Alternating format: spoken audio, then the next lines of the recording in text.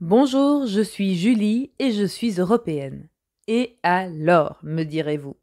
C'est vrai, qu'est-ce que cela change à ma vie d'être citoyenne européenne? Le VRS, ça vous parle?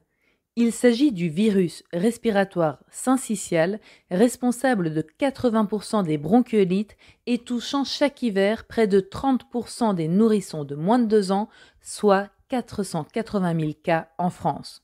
Chaque année, 2 à 3% des bébés de moins d'1 an sont hospitalisés pour une bronchiolite sévère sans avoir, pour la majorité d'entre eux, aucun facteur de risque. Rappelez-vous la mise sous tension des services pédiatriques l'hiver dernier. Heureusement, cette épidémie devrait être atténuée cet hiver car nous disposons enfin de vaccins contre ce VRS pour protéger les nourrissons mais aussi les personnes âgées de plus de 60 ans. Et alors, me direz-vous peut-être? Quel rapport avec l'Europe? La santé reste une compétence des pays, non? Eh bien, pas tout à fait. Ce serait sans compter sur l'Agence européenne des médicaments qui autorise ou non sur notre territoire européen la commercialisation des médicaments élaborés par les sociétés pharmaceutiques.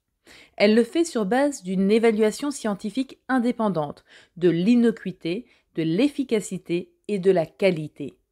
Et quand il y a urgence de santé publique, comme dans le cas des épidémies saisonnières croissantes de bronchiolite, il existe une procédure d'évaluation accélérée, mais tout aussi rigoureuse, des médicaments pouvant traiter ou prévenir cette urgence. C'est ainsi que cet été, l'Europe a approuvé la mise sur le marché du premier vaccin contre le VRS pour renforcer la réponse immunitaire à ce virus. C'est aussi ce mécanisme accéléré d'autorisation qui a joué un certain rôle dans la lutte contre la crise sanitaire du Covid-19.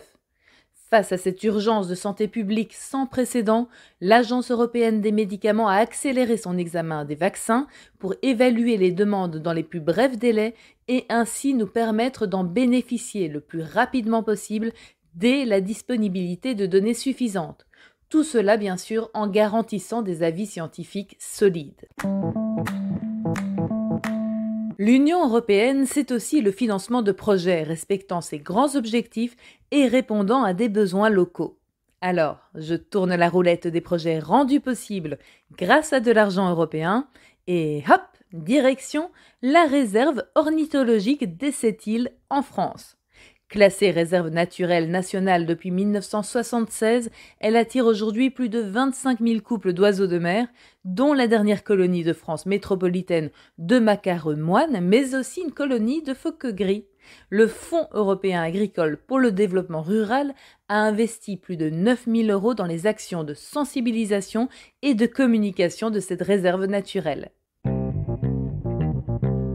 L'Europe, c'est donc du concret, mais de l'idée à l'action, il y a quelques étapes à passer. Ce qui est discuté aujourd'hui par nos représentants européens que nous élisons tous les 5 ans pourrait bientôt se concrétiser si toutes les institutions européennes se mettent d'accord. Alors, pour le moment, on parle de quoi au Parlement européen ? Eh bien, on parle de mieux protéger les citoyens qui font don de leur sang, de leur tissu ou de leurs cellules, ainsi que ceux qui en bénéficient, notamment avec une indemnisation qui serait octroyée aux donneurs pour les frais engagés dans leur participation au don.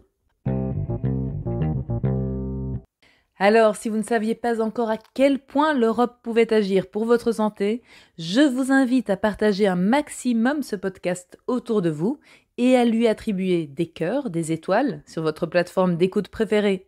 Je vous remercie de m'avoir écouté jusqu'au bout et je vous donne rendez-vous la semaine prochaine pour parler d'Europe concrètement.